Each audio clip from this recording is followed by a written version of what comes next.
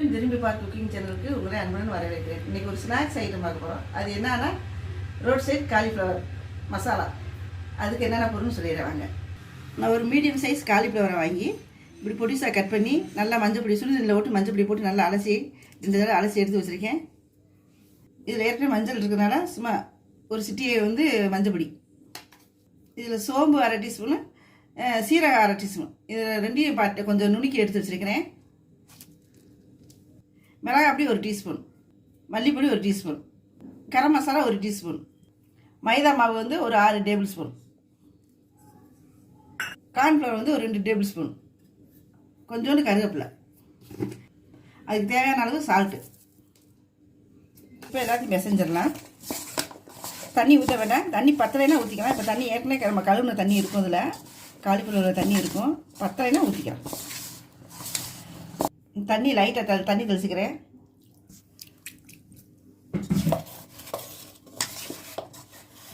பிசைஞ்சாச்சு. இப்போ போட்டு கொஞ்சம் கொஞ்சமாக போட்டு பொரிச்சு எடுத்துடலாம். இங்கே எண்ணெய் காய்ஞ்சிருச்சு. நான் சட்டி வச்சு எண்ணெய் காய வச்சு ஊற்றி வச்சுருந்தேன். இந்த இப்போ ஒன்றா கொஞ்சம் கொஞ்சமாக போட்டுருவோம். ஊற்றி விட்டுங்கட்டி சுதாரணமாக பார்த்து போடுங்க, எண்ணெய் தெரிக்கும். கருவேப்பிலை போட்டுருக்கோங்க.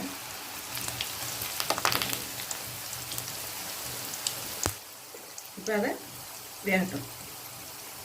முதல் போட்டாச்சு. இப்போ இதை எடுத்துகிட்டு அடுத்தது வேறு போட்டுடலாம்.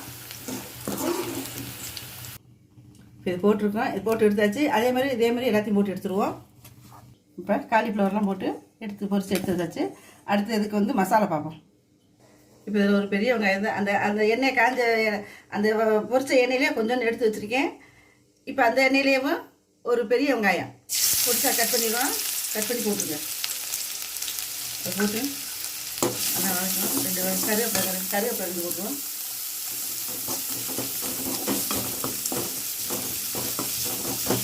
இஞ்சி பூண்டு பேஸ்ட்டு, பூண்டு ஒரு டீஸ்பூன், பூண்டு 1 டீஸ்பூன் பேஸ்ட் போட்டிருக்கேன். இஞ்சி பேஸ்ட் ஒரு டீஸ்பூன். இது நல்லா பச்சை வர போகிற வரைக்கும் நல்லா வதக்கலாம். தக்காளி உங்கள்கிட்ட தக்காளி இருந்தால் ஒரு 2 தக்காளி ஊற்றுங்க. நான் தக்காளி சாஸ் இருக்குது, நான் அதை ஊற்றுறேன். அது ஒரு 3 டேபிள் ஸ்பூன். நீங்கள் தக்காளி ஊற்றினாலும் ஊற்றிக்கலாம், அரைச்சி ஊற்றிக்கலாம், சாஸ் ஊற்றினாலும் ஊற்றிக்கலாம். நான் சாஸ் ஊற்றிருக்கேன். இது நல்லா கொஞ்சம் இதாகிருக்கும். மிளகாய் 1 டீஸ்பூனு, கரம் மசாலா 1 டீஸ்பூனு, மல்லி ஒரு டீஸ்பூன்.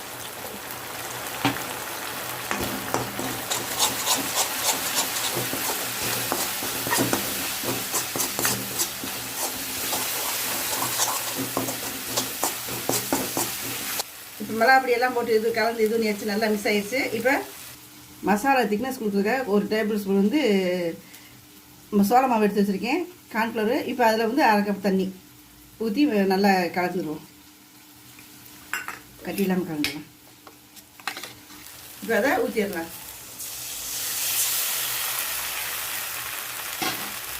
ஊற்றி நல்லா இதாகி வச்சுருந்தேன்.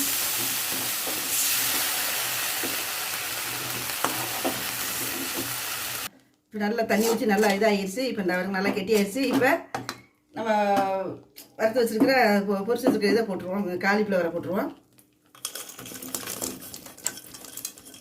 இப்போ இதை நல்லா கிண்டிடலாம்.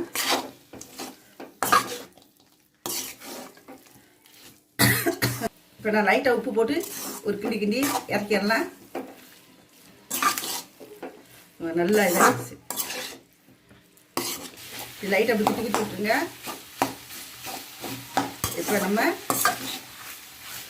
இப்போ நம்ம இந்த நல்லா கிண்டி எடுத்து வச்சுருங்க. இப்போ நம்மளோட road side cauliflower masala ready ஆகிடுச்சு. இப்போ அடுப்பு ஆஃப் பண்ணிடலாம். மல்லி இலையை தூவிடலாம். இப்போ மல்லி இலையை போட்டு நல்லா இன்னொரு கிண்டிடலாம்.